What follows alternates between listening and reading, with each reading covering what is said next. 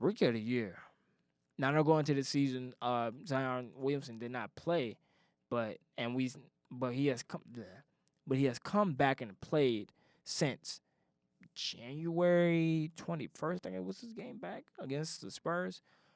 But Ja Morant, who's been playing pretty well this season, who actually got his team in the playoffs in AC with the Grizzlies, who made, including myself, did not see that happening. But a lot of people are arguing the case that can Zion Williamson be the Rookie of the Year?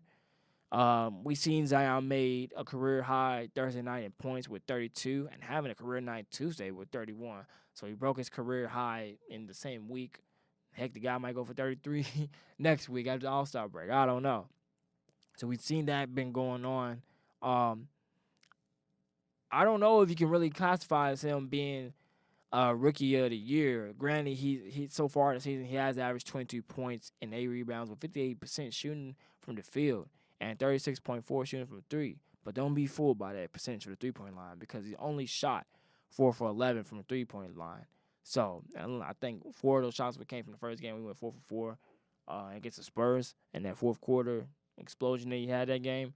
So don't be fooled by that 3-point percentage. But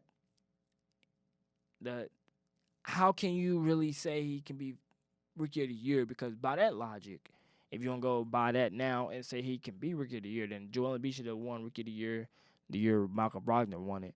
Because a lot of shade that was thrown at Joel Embiid that year for why he shouldn't win was the fact that he didn't play the whole season. He wasn't there as much as a Malcolm Brogdon.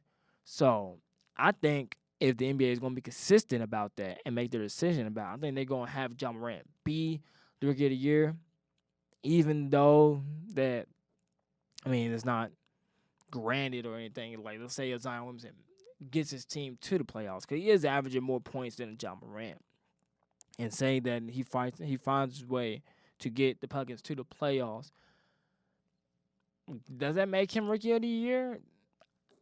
I don't know. I want to be consistent, and I want to give Ja Morant the Rookie of the Year still because when we look at it, Ja Morant for the season is averaging 18 points, 7 assists, 4 rebounds, and a steal, shooting 49% from the field. And he's also shooting 36% from 3-point line. And it's not like it's Zion Williamson only took 11 shots from 3-point line. Ja Morant took about 106 3-pointers compared to, he took 106 3-pointers and made 38 of them compared to Zion's 4 for 11.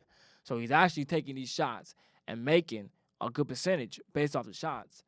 And like I said, he's took more shots compared to Zion. So that 3-point percentage holds up actually compared to Zion's. And his team is AFC in the playoffs, like I said.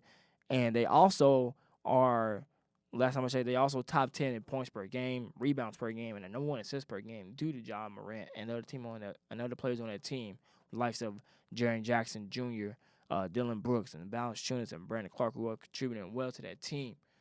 They're playing better than the Pelicans are playing right now. They also have a guy named like I said, Brandon Clark. He is the best 3-point shooter on that team, averaging 42% from the 3-point line, averaging 12 points.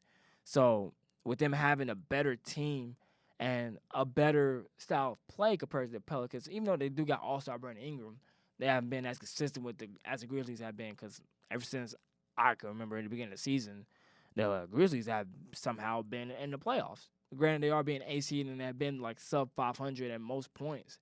They still in the playoffs. The Pelicans have not touched that this year, at least to my memory. I could be wrong. But Ja Morant, he's a big factor as to why they are the AC in the playoffs and why they are playing as well this year in the NBA so far. He notched his first triple-double on Sunday against the Wizards with 27 points, 10 rebounds, and 10 assists, which I would think he would have more because everybody compared him to Russell Westbrook and like seeing him play in college. He kind of has that play style where he would get triple-double, but he's not really going after the triple-double, and you see it's still carrying over well as he's playing with, like I said, his teammates on that team who can do and take a little bit off the load for him. But I think as they get older and as they progress, because you have a lot of young players on this team, like I said, with Jaren Jackson Jr., Dylan Brooks, and Brandon Clark.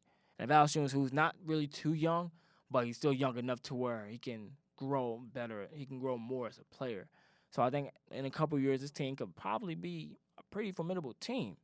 And that's like what Dylan Brooks is talking about. And it's, when it comes to him and the Iguodala stuff that went on last week and this whole season, more so recently these past couple of weeks, and talking about why Iguodala doesn't want to play with them and why he should, because they are a playoff contention team and it's still a good team regardless of what Iguodala thinks about them.